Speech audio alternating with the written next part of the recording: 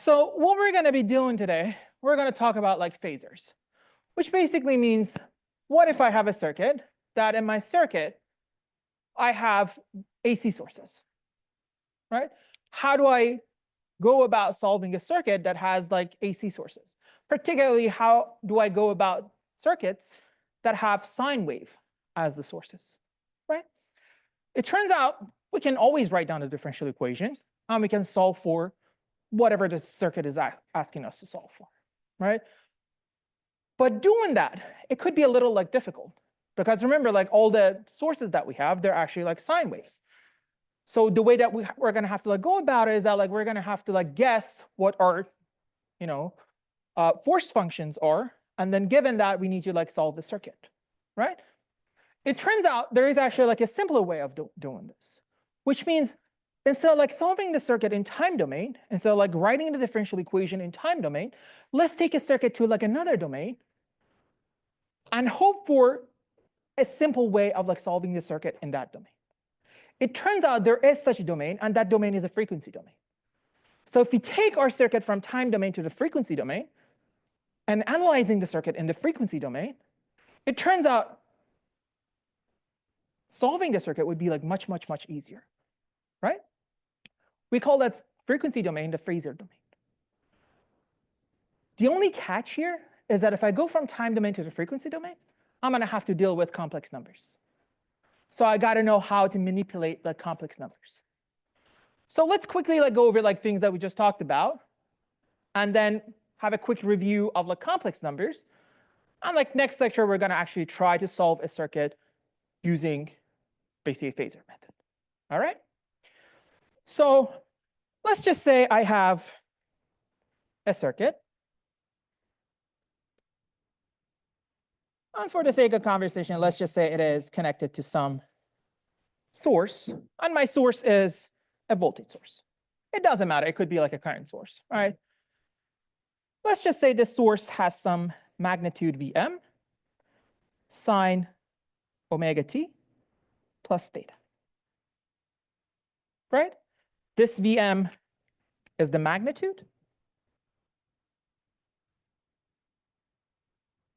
This omega is angular frequency, which is a little different than the frequency that we all know what they are. And this theta over here is just a phase shift. And it's usually like in degrees or like radians and all those things, right? The main relationship between like this angular frequency and the frequency that we're familiar with is that omega is 2 pi over t, where t is my period. And since we know t is 1 over f, which is the regular frequency in hertz that we know of, we can write this angular frequency omega as 2 pi f, right? And since it has like that 2 pi, this is basically like it's rotating over like a circle, right? That's what we call like an angular frequency, right? But nonetheless, that's a definition, right? So the main question here is that what if I have a circuit like this that's connected to like some source? Over here, I wrote like a voltage source. It could be like current source or anything. How do I solve the circuit? So the question here is that how do we solve for currents or like voltages in an AC circuit? Like I said, the very easy way of doing this is just write down the differential equation, right? We can still like write down the differential equation. All the things that we talked about holds. We can solve the differential equation. The main difference here is that since all the circuits that we're dealing with, they're linear circuits, if I have sine wave in my circuit, everything else in the circuit would be sine wave, right? And that's due to the linearity of the circuit, right? And therefore, the steady state conditions are also sine wave. The very important thing here is that if my sine wave, if my source is happening at frequency omega, everything else in the circuit will be happening at the same frequency omega. The only things that change are magnitude and the phase. So if I can somehow solve for those things, I'm good to go, right? So solution 1, write differential equation and solve for unknowns, right? Remark, due to linearity of the circuit, since sources are sine waves, all currents or voltages are sine waves. Also, we know all steady state voltages or currents have the same frequency as the source, but different magnitude and phase, right? So again, I can write down the differential equation. I can find the initial conditions, solve for whatever I want, right? But as you can see, this is quite difficult. You know, writing differential equation is always like difficult.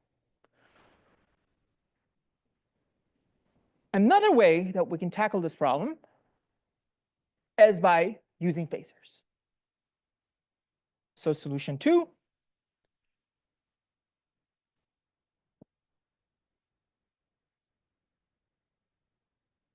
phasor methods.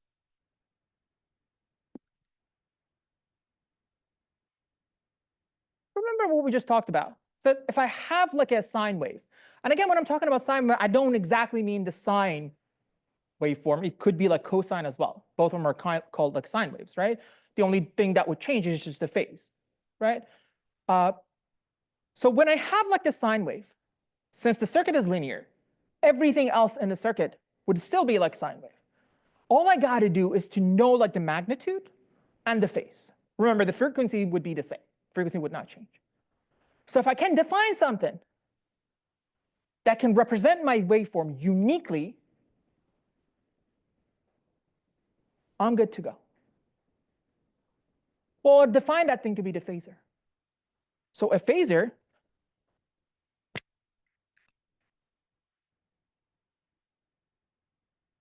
is a complex number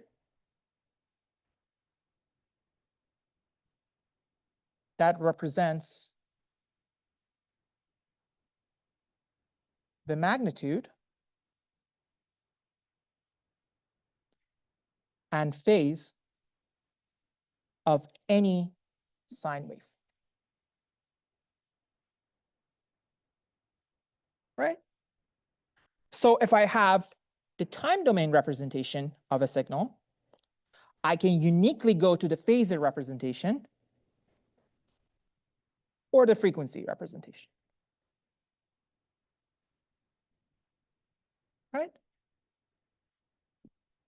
So let's just say the signal I have is x of t, and x of t has some magnitude xm times cosine omega t plus theta.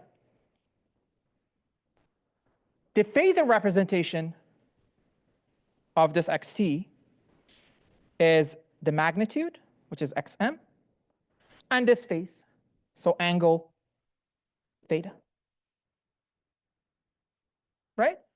And there is a unique relationship. As soon as I know the time representation, I know exactly what the phasor representation is, and vice versa. And I know this is happening at frequency omega. Another way of like looking at this is that I have xm e to the I with phase theta, right? You guys remember like what e to the I theta was? That was the Euler formula, right? So it's cosine theta plus I sine theta, right? And if I have x of t, which is xm sine omega t plus theta,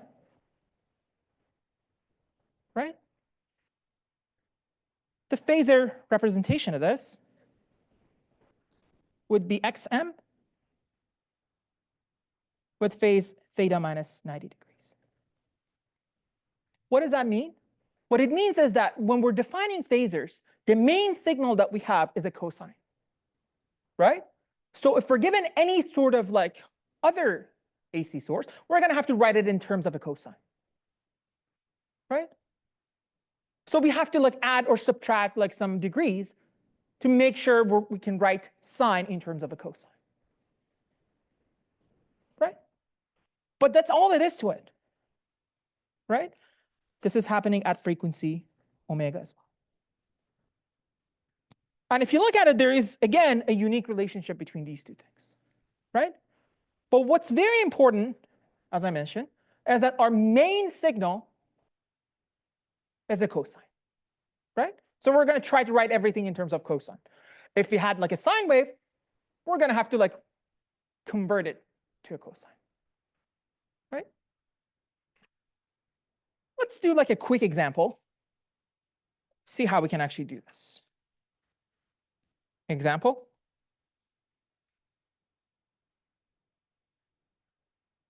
Let's just say you're given v of t equals 12 times cosine 277t minus 425 degrees. What is the phasor representation? Again, all we care is the magnitude, right? And the phase, because we know the frequency would not change. So the phasor representation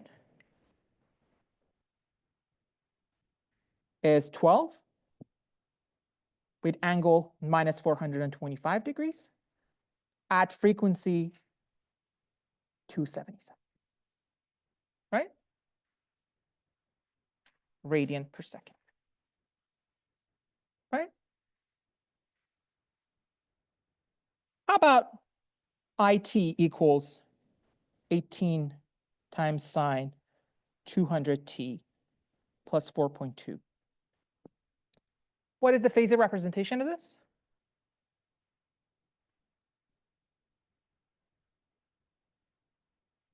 Again, the magnitude. But the phase this time, we got to subtract it from 90 degrees to make sure it is written in terms of a cosine. So it is 4.2 minus 90 degrees, which is the same as 18 with angle minus 85.8 degrees at omega 200. Right?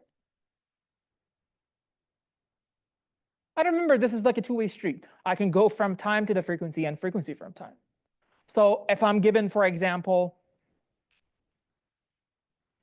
V equals 10 angle 20 at frequency 200 hertz,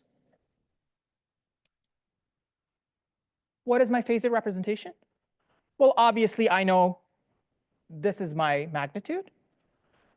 This is my phase. I have to compute the angular frequency.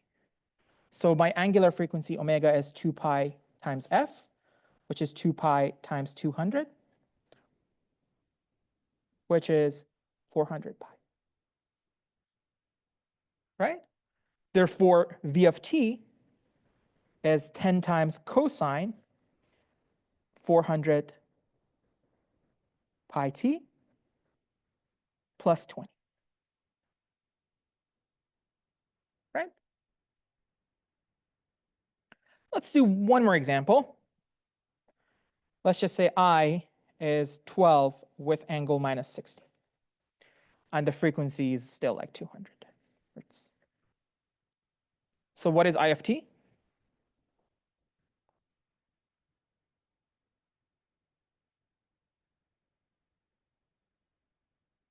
What is it?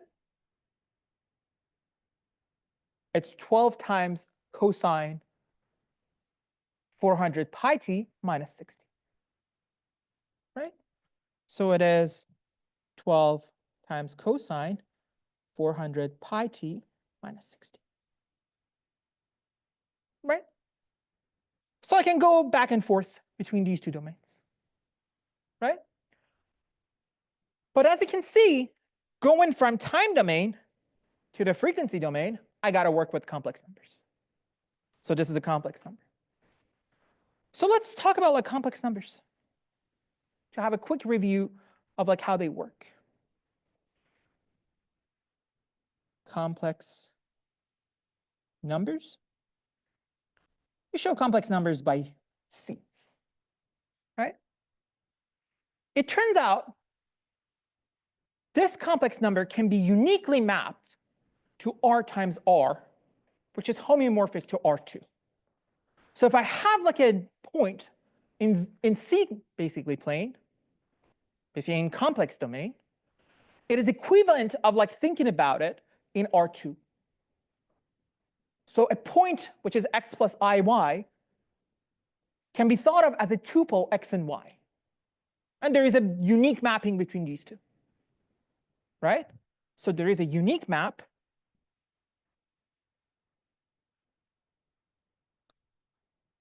C to R times R, which is again is the exact same as R2, right? So if I have a point Z equals x plus iy, I can think of it as a tuple x and y, right?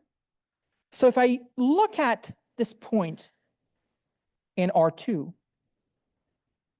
let's just say this is my point x and y in R2, right? I know exactly where this is located, right? This is basically my x. This is exactly my y. So I know exactly where this is located, right? But there's another way of looking at it. If I have this point x and y, if I look at this distance, and if I look at this angle, I can uniquely determine what x and y are. If I tell you what distance is, let's just call it r, and if I tell you exactly like what this theta is, I know exactly what x and y are. Do you agree with that? Right? The question is like, how do I find that r and theta? Well, it turns out like if you look at this r is the distance between this point x and y and the origin. And it's a Euclidean distance, so we can basically like find it very simply. Or if I look at this triangle here, this portion is x, this portion is y, right? And the degree here is like 90 degrees. So I can use the Pythagorean theorem. So if I use that, r squared is x squared plus y squared,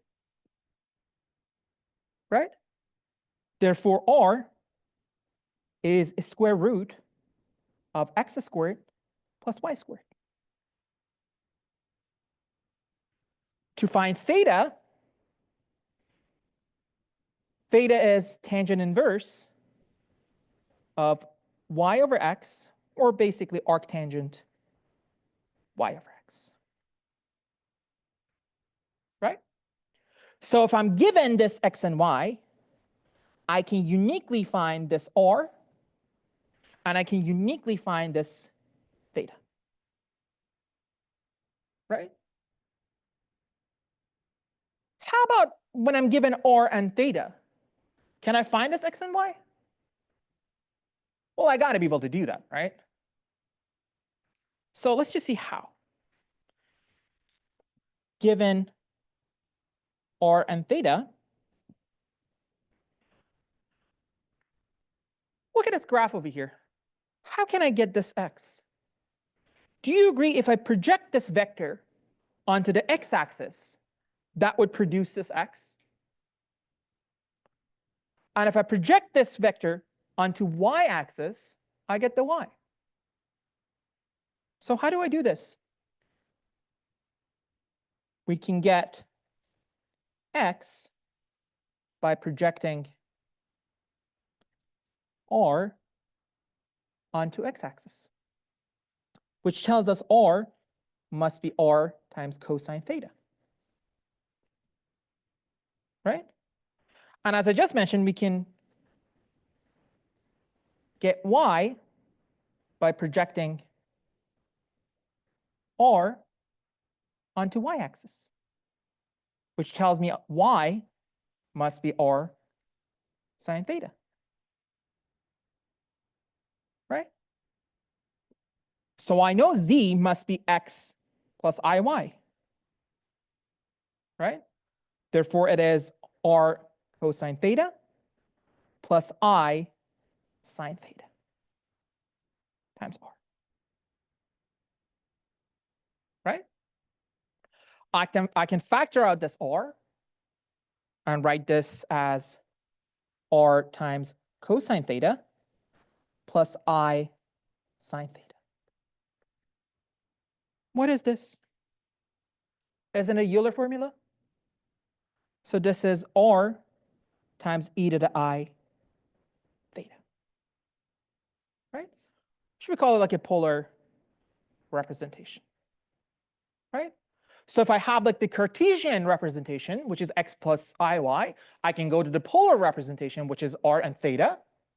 And if I'm given the polar representation, which is r and theta, I can go back to the Cartesian representation, right? Any question so far? Now I know the representations. I know these representations are unique. So if I have like one, I can go to the other one and vice versa. I can use this to my advantage when I'm manipulating complex numbers. For example, if I add like two complex numbers, it is easier to use the Cartesian representation. Whereas when I'm multiplying or dividing, it is easier to use like the polar version, right? Let's see why. So assume z1 is x1 plus iy, y1. And let's just say the polar representation of this is r1 e to the I theta 1, right? We know how to find r1 and theta 1, right? R1 is like square root of x1 is squared plus y1 is squared. Theta 1 is tangent inverse of y over x, y1 over x1, right? And let's just say z2 is x2 plus I y2, which again, we know we can convert it to the polar representation, which is r2 e to the I theta 2, right? Now we can manipulate these. Let's just say we want to add or subtract these two. So if I want to add z1 plus or minus z2, well, it is easier to use this Cartesian representation, right? Because adding or subtracting exponential could be a little like difficult. So if I do that, it turns out this is x1 plus minus x2 plus I y1 plus minus y2, right? Very simple. And if I'm interested in the polar representation, I can always like use the formula and go to the polar, right? How about z1, z2? If I use the Cartesian, let's see how it works. If I use the Cartesian, I have x1 plus I y1 times x2 plus I y2. Now I have to distribute x1 here and here. So I get x1 x2 plus I x1 y2. I have to distribute this term. So I have plus I y1 x2 plus I squared y1 y2. Right? What is I squared? I squared is -1. Right? Now I can group all the real numbers and all the imaginary numbers together, and I can rewrite this as x1 x2 minus y1 y2 plus I times x1 y2 plus y1 x2. And as you can see, it is a little different than multiplying two real numbers, right? And it's quite difficult because we have to like compute all these terms and then find like what the number is. Whereas if I wanted to use that polar representation, so if I have z1 over z2, that is r1 e to the I theta 1 divided by r2 e to the I theta 2. Or if I wanted to multiply them, it is r1 e to the I theta 1 times r2 e to the r theta 2. So if I want to like multiply them, I get like r1 r2 e to the I theta 1 plus theta 2. In this case over here, it's r1 over r2 times e I theta 1 minus theta 2. Right? Which is like quite easy. When I'm dividing like two complex numbers, I have to divide the magnitudes, subtract the phases. If I'm multiplying, I have to multiply the magnitudes, add the phases. Whereas if I wanted to like divide two complex numbers in Cartesian form,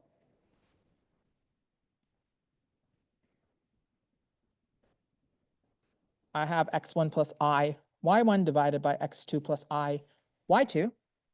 This is impossible to do because I'm dividing by a complex number. So I got to get rid of the complex number. And the way that we can do it, we can always like multiply the denominator by its complex conjugate. So if I multiply this by x2 minus iy2 divided by x2 minus iy2, again, I'm not doing much because I'm multiplying the whole thing by 1. What it does is that I have x1 plus iy1 times x2 minus iy2. But on the denominator, I have z multiplied by its conjugate. So it's always real. So it is x2 squared plus y2 squared. Now I have like some complex number divided by a real number. I can divide. I can divide the real part by that number, and I can divide the imaginary part by that number. Right?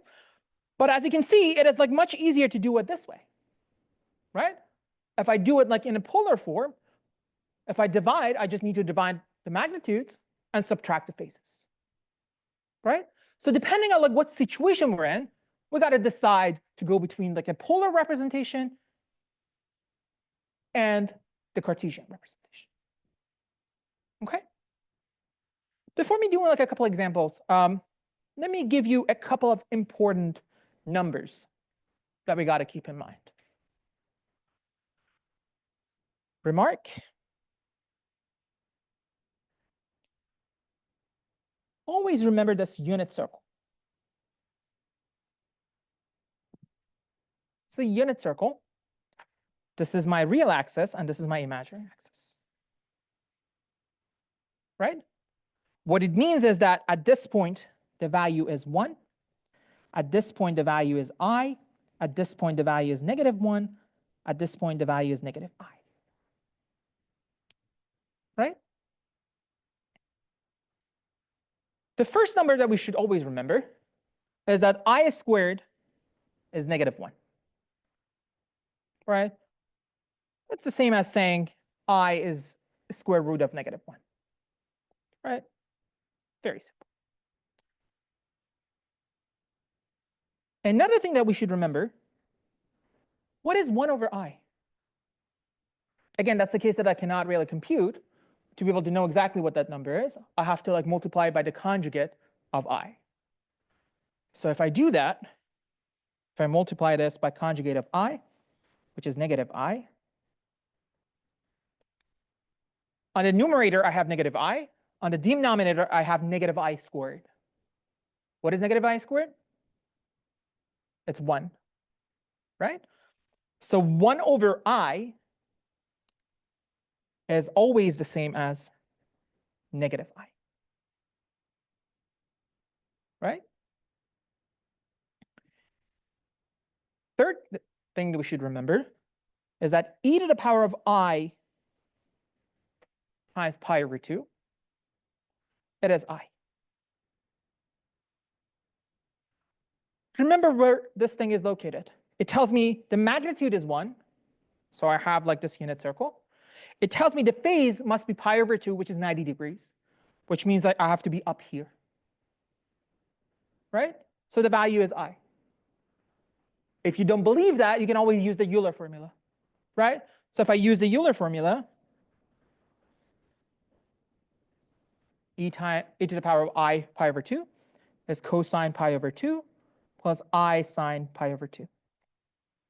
What is cosine pi over 2? What is cosine up here? That is 0. X-axis is the cosine axis, right? So this is 0. What is sine pi over 2? 1. So the whole thing is I, right? How about e to the power of I pi? Again, what it tells me is that the magnitude is 1, the phase is pi, which means I'm right here, which means this is the same as -1, right? How about e to the I 3 pi over 2? Remember, 3 pi over 2 is 270 degrees, or minus 90 degrees, right? Remember, sine or cosine, they're periodic, and the period is 2 pi, right? So I'm right at this point. So what is this value then? It's -I,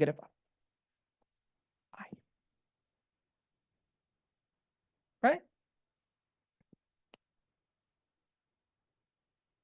Let me quickly remind you of like something when you're computing the phase. When you're computing the phase, if I give you a point, for example, -x plus iy, what is the phase? The phase is like tangent inverse of y over -x. And if I give you like another point, which is x minus iy, what is the phase? Again, the phase is tangent inverse of -y over x. But remember, the theta for these 2 points are completely different. Why? Because one point is actually located in the 2nd quadrant, and one point is located in the 4th quadrant. And despite the fact the tangent inverse of both, basically tangent of both, is the same, the inverse would not be the same. Let me quickly make that remark.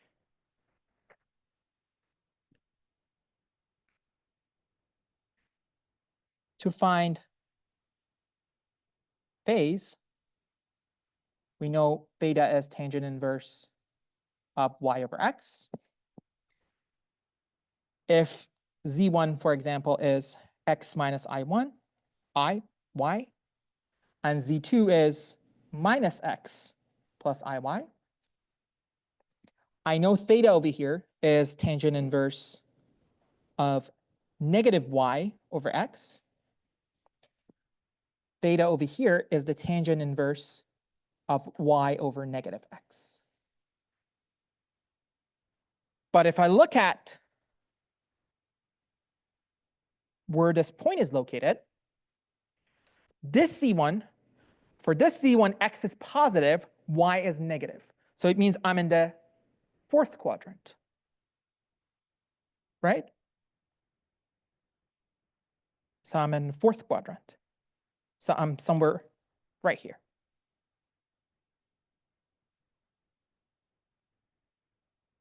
Right? So if I look at the tangent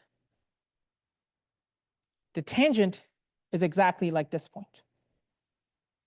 Right? So this is my tangent. And the theta that I have is basically this theta. Right? But if I look at this point, for this point, x is negative, y is positive. So I'm basically somewhere around here. Right? Again, if I look at the tangent of this point is exactly the same as this. But the phase, theta, is right here. Right? So despite the fact that the tangent might be the same, but since they're located in like different quadrants, I'm gonna have like different phase. So when you're finding like the tangent inverse, you gotta know exactly like what quadrant your point is located in. And given that point, you have to determine what that theta is. We're gonna do like a few examples on this, probably next lecture. I'm running out of time. Okay? Any question about this? So these two things are completely different.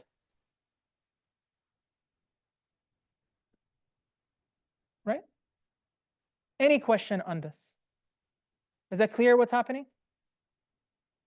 Right? This is very, very important point.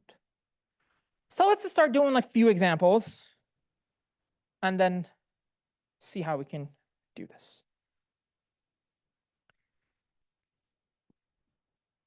Example. Let's just say I'm given z1, which is 5 plus 3i. I'm given z2, which is 2 plus 8i. And I'm asked to just find z1 times z2, z1 divided by z2, and all those things.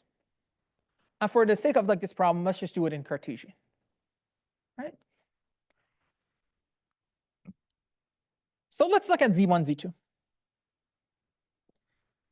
z1, z2 is like 5 plus 3i times 2 plus 8i. Right? Again, I have to distribute each term. So I'm going to distribute this 5. So I have 10 plus 40i. Then I'm going to distribute this 3i. So I have 6i plus 24i squared. Right? 24i squared is negative 24 because this I squared is negative 1. If I put together all the real parts, it's going to be minus 14. If I put together all the imaginary parts, it's going to be plus 46i. Right? I can do z1 divided by z2. Right? If I do that, I have 5 plus 3i divided by 2 plus 8i. Again, since I have a complex number on the denominator, I'm not able to solve this. What I need to do is to just make sure the denominator is a real number. How do I make it real?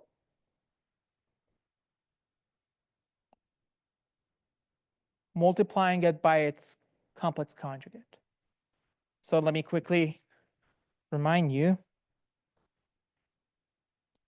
If z is x plus iy, its complex conjugate z star is x minus iy.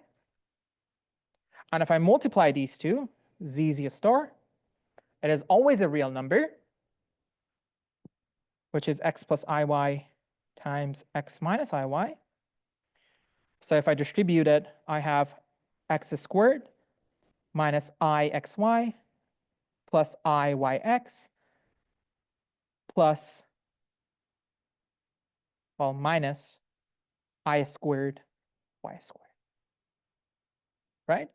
This term and this term cancel. I squared is -1, negative is positive. So it's x squared plus y squared. So keep that in mind, z star is always x squared plus y squared.